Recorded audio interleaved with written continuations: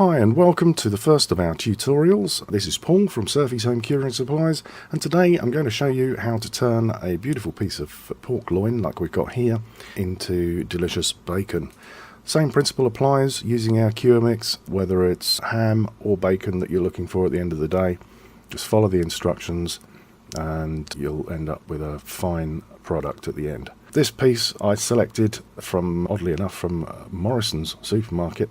Beautiful meat they had in there, and selected it for its fat content because you want a bit of fat on your bacon. It keeps it tender, keeps it succulent. First thing I'm going to do is take off the skin. The rind itself, I'm going to keep it as close to the rind as possible. You won't be seeing me do that. That's probably a subject for another tutorial. So there, the rind is off. You can see I've kept it fairly thin as possible to leave as much fat on the bacon as possible, which all adds to the flavour when you're cooking it. Obviously, if you're on a low-fat diet, you can take as much fat off as you like, or just pick a leaner piece in the first place. First thing we're going to do is weigh the meat. The principle behind our curing method with the curing products that we sell is that they're a dry cure, but they're based on equilibrium dry curing, or equalisation, another word for it, which basically means you only use the amount of cure that is necessary to cure the meat. That way you can't over salt it, you can't over cure it. If you leave it in the cure for a few more days or even a week or two longer than you need to, you're not going to end up with an over salty product. And of course there's no need to soak if you're doing a ham especially, no need to soak it before cooking it. That was always something that was done in the past when meat was over salted. So the first thing we're going to do is weigh the meat. So we'll just pop the scales on. These scales are a brand called Tanita that I bought from Amazon.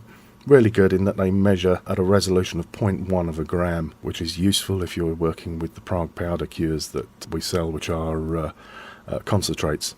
So good to invest in a set of these, and they go all the way up to 3 kilos. So it's a good investment. So first thing we're going to do is pop our little plastic tub on there and zero the scales.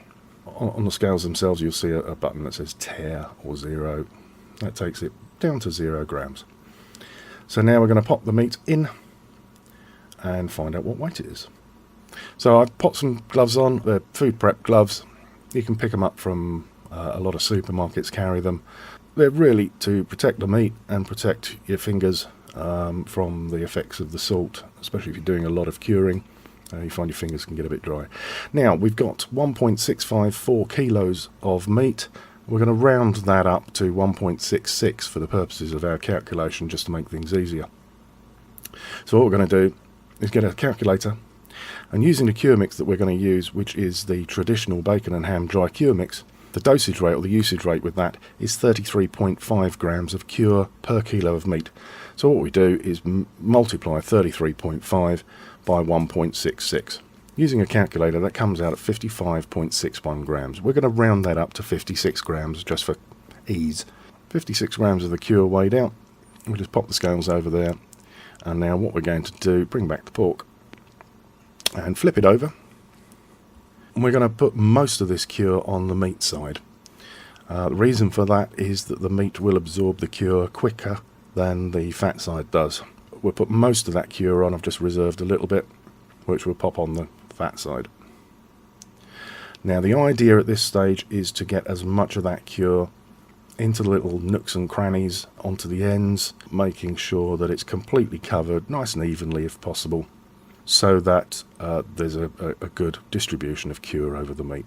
What I'm going to do is get as much of that cure out of that tub and onto the meat as possible. One of the reasons why we round up is that you inevitably will get a little bit of cure left over in the bottom of the tub, but we want no more than a gram in there really, if that. Any cure that's left in the tub at the end, I would normally just scrape out and pop into the bag just before sealing it up. So that's fairly well covered. I'm going to just grab that last little bit of the cure out and just spread it over nice and evenly so that the whole thing is coated. That's pretty much all of it. As you can see, not much left in there at all. So I'm going to now grab a vacuum bag and we're going to pop it in there and seal it up. So here's the vacuum bag. What we're going to do is pop that in there and exclude the air and seal it up. Now you can use a Ziploc bag if you haven't got a vac sealer. They are pretty cheap. You can pick them up on Amazon and in places like Lakeland for about 50 quid. They're not terribly expensive and they're well worth the investment, especially if you have a tendency to bulk buy things when your butcher or your supermarket has got something on offer. You can buy the offers and backpack it and freeze it. As I say, you can use a Ziploc bag if you don't have a vac sealer. The thing with the Ziploc bags is they have the little zip sealer across the top, which is resealable.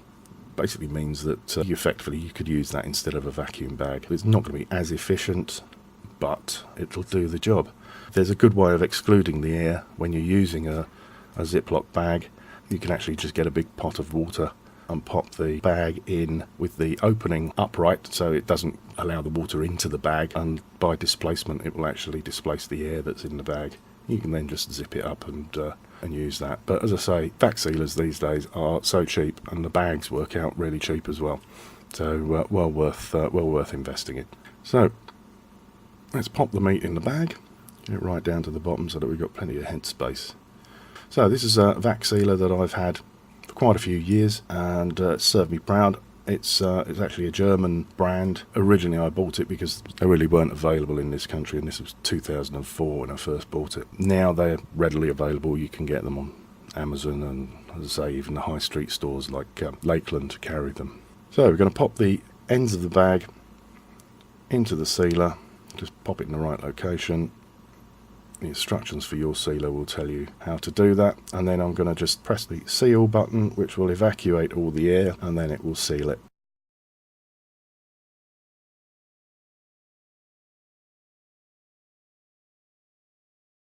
As you can see, it's done a nice job. No air left in there, which is what we want.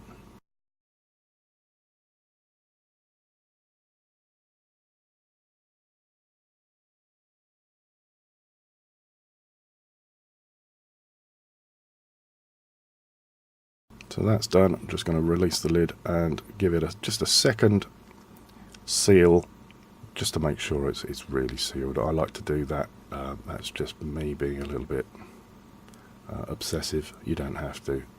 So there we are. That's sealed, ready to cure. Now, curing time is calculated by measuring the thickness of the joint.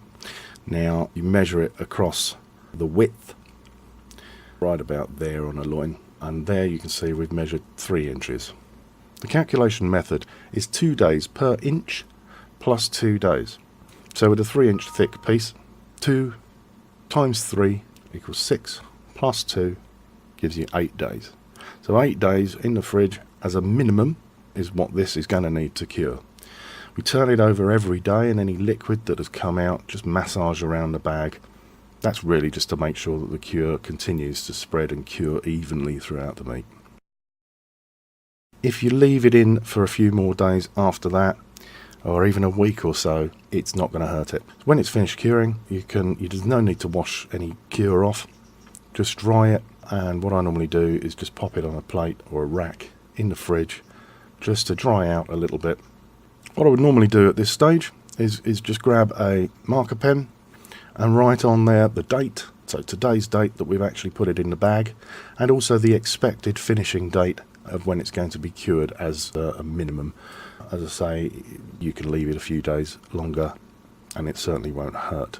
The reason we do that, and you probably want to do it as well, is just so that you know when it's ready and make sure you've cured it for the right amount of time. I also do it because there's always bacon curing in our fridge because we get through so much in this family.